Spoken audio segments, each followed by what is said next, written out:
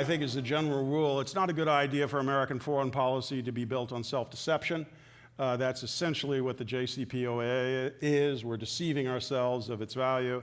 It should not be built on blackmail. That's essentially what the Iranians were doing. They were saying if they don't publicly do certain things with the nuclear program clandestinely, they can do whatever they want because the system of verification, that deal is so awful, that we'll give you billions of dollars in return.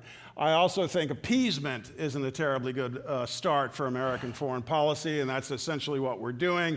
We're appeasing the Iranians. We're giving them billions and billions of dollars, and they can use it any way they wish. And one of the ways they use it is by expanding their influence in the Middle East, by engaging in mass slaughter in Syria. And I think we should always dwell on that, the Iranian role that they've had in Syria. They've essentially run much of the Syrian armed forces. They have been the masters on the ground.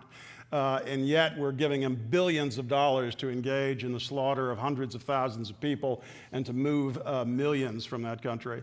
I think it's just a very unwise policy to deceive yourselves and thinking that down the road it's going to get better.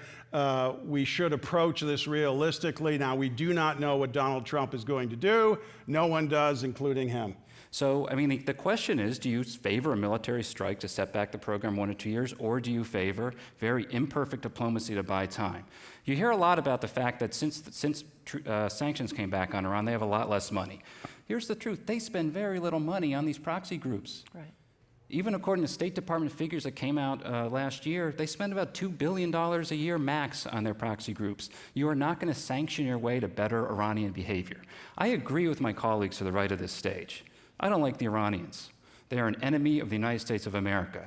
We have to work with our allies around the world to build alliances to make sure that we contain their behavior and push back. But we are at risk by this unilateral policy, as I mentioned, of losing the century here in the region to China and Russia.